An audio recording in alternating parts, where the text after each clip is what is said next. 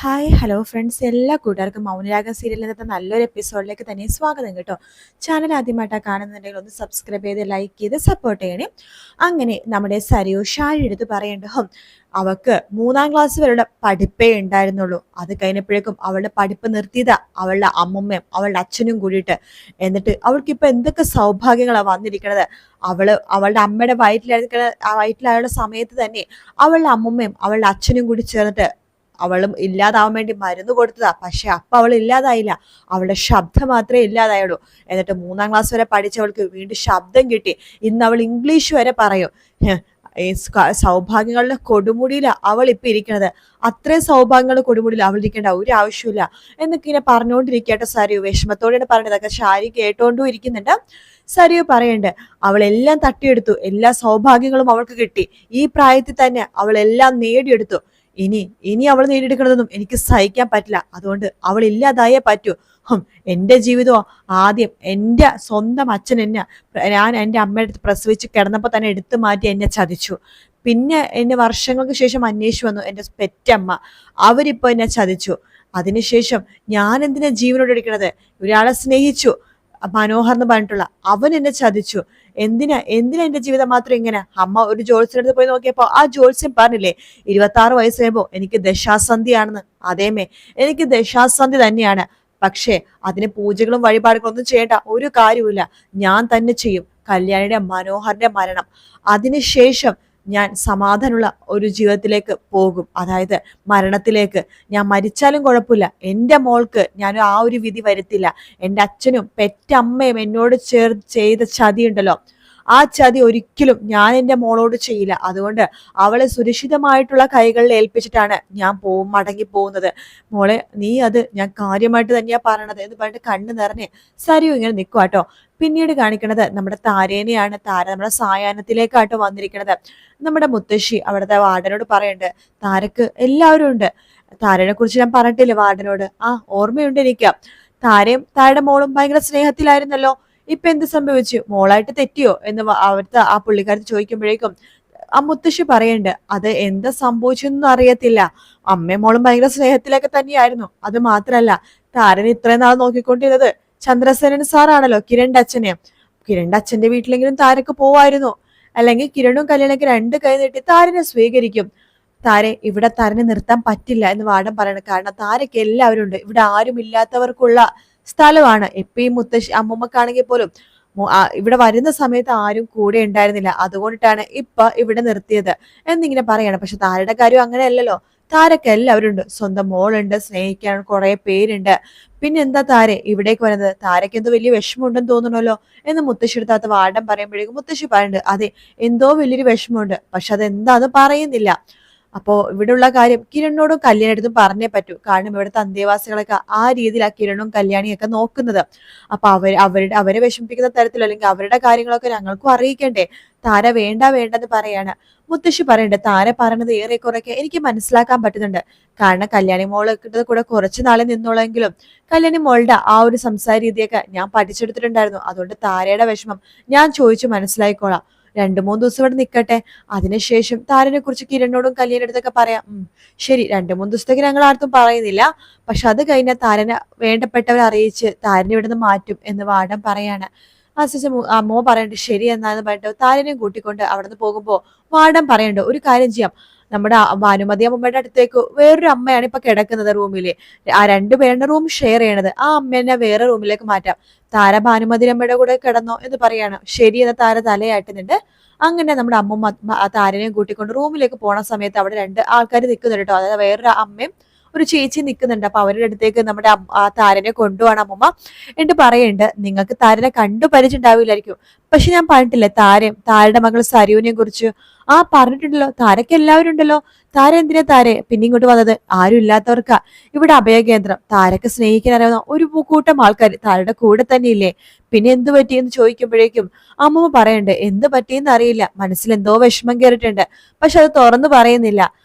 എന്തായാലും താരന് 2-3 ദിവസം എന്റെ റൂമിലാണ് കഴിയണത്. ഞാൻ താരനെ അവിടെ കൊണ്ടുപോയി ഇരുത്തിയിട്ട് വരാം എന്ന് പറഞ്ഞിട്ട് നമ്മുടെ താരനെയും കൂട്ടിക്കൊണ്ട് റൂമിലേക്ക് പോവാണ് നമ്മുടെ അമ്മുമ്മാട്ടോ. അതിനുശേഷം പിന്നീട് കാണിക്കുന്നത് വിക്രത്തിനല്ല, മനോഹറിനെയും അതുപോലെ തന്നെ നമ്മുടെ പ്രകാശിനെയാണ് കേട്ടോ. പ്രകാശൻ മനോഹർ പറയുന്നുണ്ട്, അവിടെ നാട്ടിൽ എന്താ നടക്കണേന്ന് അറിയില്ലല്ലോ മനോഹറെ.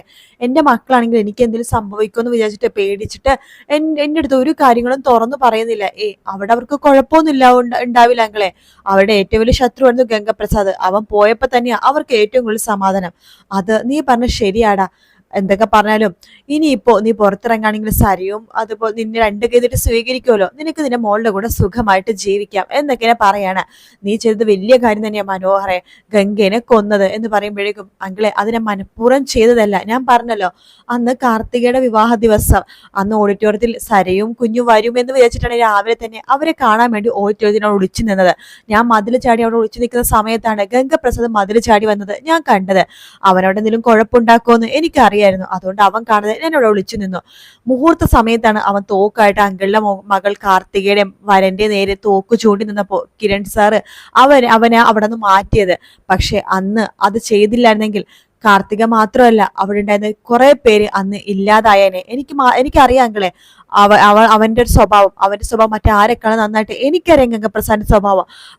അവൻ കൊല്ലാൻ ഉദ്ദേശിച്ച ആൾക്കാരെ മാത്രല്ല, അവരെ സ്നേഹിക്കുന്നവരെയൊക്കെ കൊല്ലാൻ നോക്കുന്ന ഒരുത്തനാണ്. അതുകൊണ്ട് അങ്കിളെ ഞാൻ അവനെ ഇല്ലാതാക്കിയത്. അതുകൊണ്ട് മാത്രമാടാ നിന്നെ ഇപ്പൊ എല്ലാവരും അംഗീകരിക്കണത്, നിന്റെ നല്ല സ്വഭാവം എല്ലാവരും മനസ്സിലാക്കിയത്.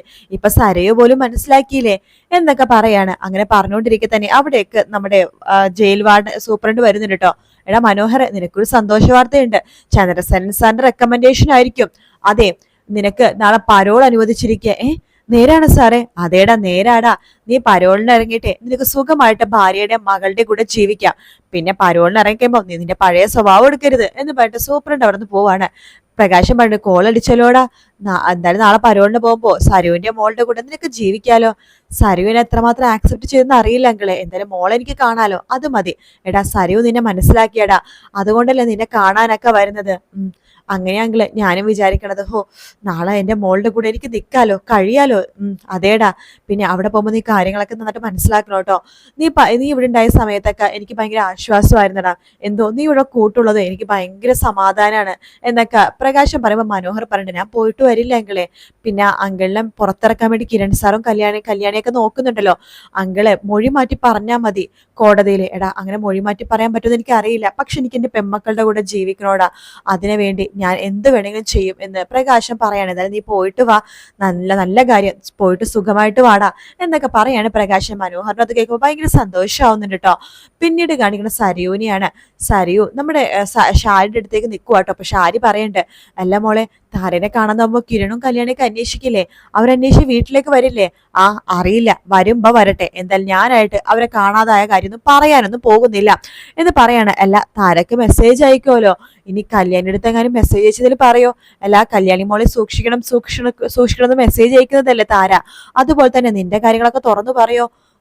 എനിക്കറിയില്ല. എന്തായാലും അതിനു മുമ്പ് കല്യാണിനെയും മനോഹറിനെയും ഞാൻ ഇല്ലാതാക്കിയിരിക്കും എന്നൊക്കെ പറയാണ്. താര എന്ന് പറഞ്ഞ താടക അവരെവിടെ പോയി തൊലഞ്ഞു എന്നൊന്നും അറിയില്ല എന്നൊക്കെ പറഞ്ഞിട്ട് സരയുവിനെ പിറുപിറുത്തോണ്ടിരിക്കുക കേട്ടോ. ആ സമയത്ത് അവിടേക്ക് കിരൺ വരുവാണ്. ദേ കിരൺ മോൻ വന്നല്ലോ. കിരൺ മോന്റെ കാര്യം ഞങ്ങൾ പറഞ്ഞുകൊണ്ടിരിക്കുകയായിരുന്നു. ആന്റിക്ക് ഇപ്പൊ എങ്ങനെയുണ്ട്? കുഴപ്പമൊന്നുമില്ല കിരൺ മോനെ എന്ന് പറയാണ്. അതെ, ഞാൻ നിങ്ങളുടെ ഒരു സന്തോഷ വാർത്ത വരെ പറയാൻ വേണ്ടി വന്നതാ. അത് ഇവൾക്ക് എത്രമാത്രം സന്തോഷം ഉണ്ടാവും എന്ന് എനിക്ക് അറിയില്ല. എന്താടാ എന്ന് ചോദിക്കുമ്പോ, അതെ മനോഹറിനെ പരോൾ അനുവദിച്ചു, നാളെ അവൻ പരോളിന് പുറത്തിറങ്ങും എന്ന് പറയാണ്. അപ്പോ ഷാരി പറയണ്ട, ഇവൾക്ക് ഇപ്പൊ മനോഹരോട് പഴയ പോലെ ദേഷ്യമൊന്നും ഇല്ല കിരൺ മോനെ. അത് ഞങ്ങൾക്ക് മനസ്സിലായി. പക്ഷെ എത്രത്തോളം ഇവൾക്ക് മാറിയെന്ന് അറിയില്ലല്ലോ. അതുകൊണ്ടാ. എനിക്ക് കുഴപ്പമൊന്നുമില്ലടാ. സാഹചര്യം കൊണ്ടല്ലേ മനോഹർ തെറ്റ് ചെയ്തത്. അത് മനസ്സിലാക്കണം സരയോ. അങ്ങനെ മനസ്സിലാക്കിയാ നിനക്ക് നല്ലൊരു ജീവിതം കിട്ടും എന്ന് പറയാണ്. നാളെ അവൻ പരോളിൽ ഇറങ്ങുമെന്ന് പറയുമ്പോ അത് ഞാൻ തന്നെ കൂട്ടിക്കൊണ്ടുവരാം. അങ്ങനെയൊക്കെ നിനക്ക് ചെയ്യാൻ സാധിക്കുമോ? അതിനെന്താടാ, ഞാൻ തന്നെ കൂട്ടിക്കൊണ്ടുവന്നോളാം. അത് നല്ല കാര്യമാ സരയോ. അവൻ പരോളിന് വരുമ്പോ നീയും നിങ്ങളുടെ കുഞ്ഞുകൂടെ ജീവിക്കണമ്പോ അവനെ ഭയങ്കര സന്തോഷമായിരിക്കും എന്നൊക്കെ പറഞ്ഞിട്ട് കിരൺ അവിടെ നിന്ന് പോകുവാണ്.